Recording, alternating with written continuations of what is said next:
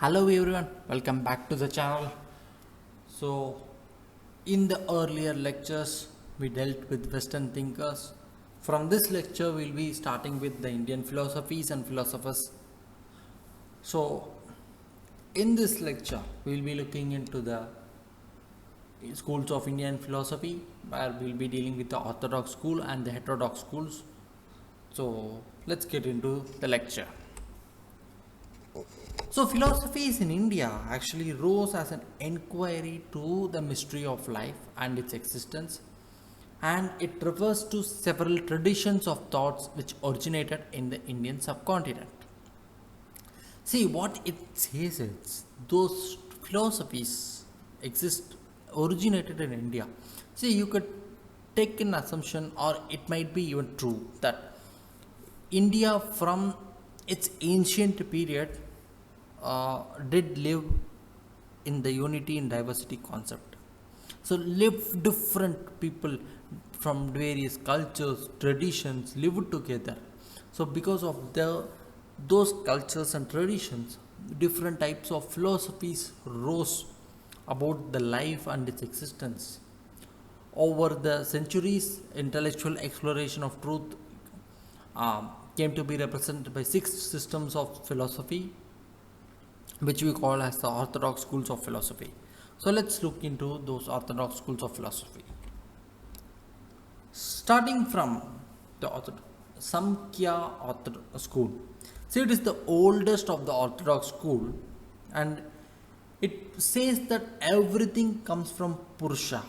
Purusha, in the sense, it means self, soul, or mind, and Prakriti, that is matter, creative agency, and energy.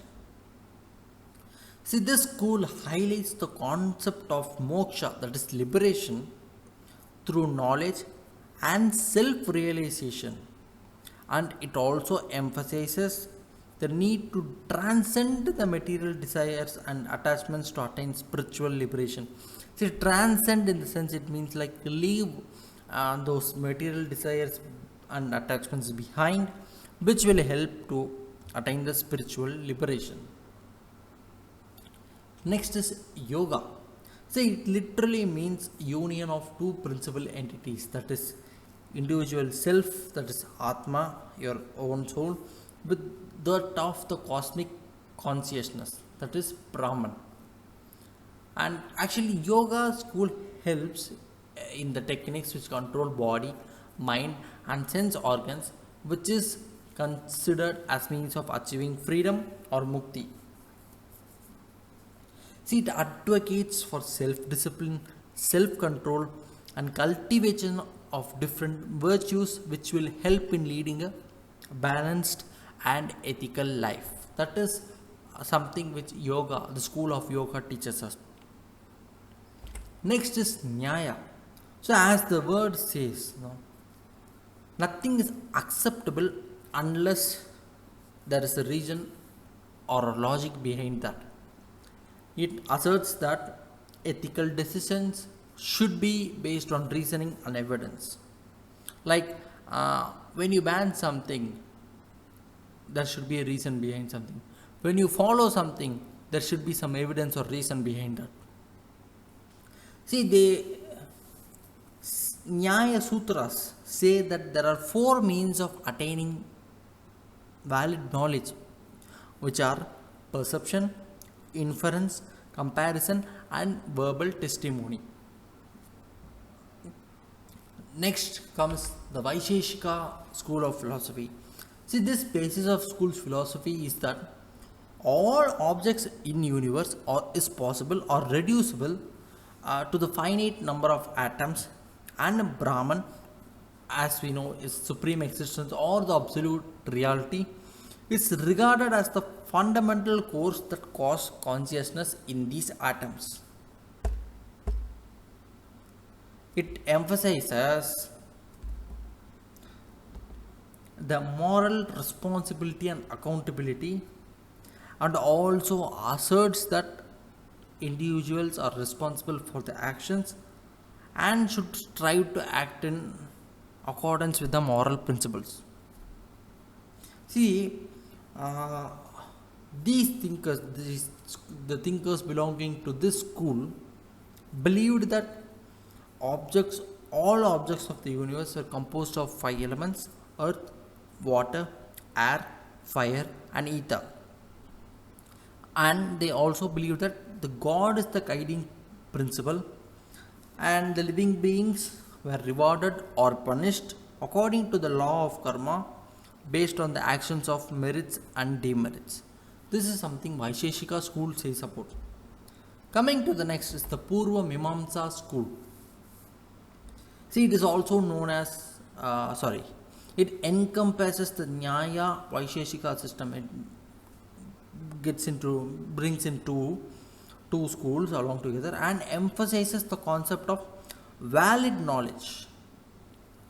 See, according to this school, Vedas are eternal and possesses all knowledge, and it places emphasis on performing one's duties and responsibilities in accordance with rituals and injunctions laid out in Vedas. It clearly says do what Vedas said. Don't do anything which Vedas does not say. That is something which Purva Mimamsa says about. Next one is Uttara Mimamsa. See, it is also known as Vedanta philosophy. This school concentrates on the teachings of Upanishads rather than Brahmanas. So, coming from the ethical perspective, see, it emphasizes the principles of Dharma, that is righteousness, ahimsa, non-violence, and selfless service.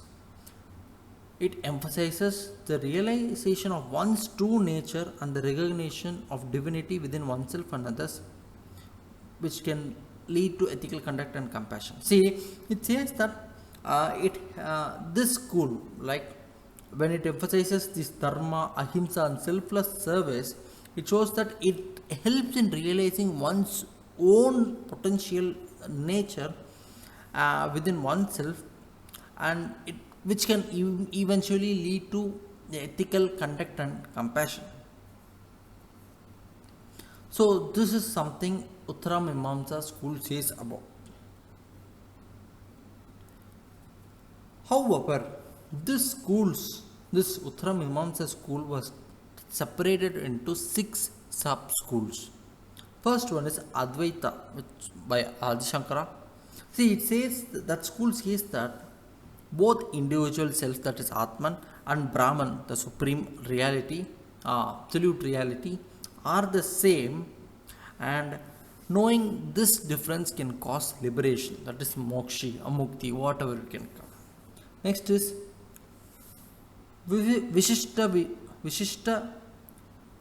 Vaitya by Ramanujan.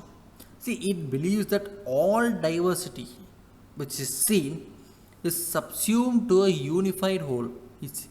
Clearly we can see that all diversities together come together to form a unified whole. That's what the school says about.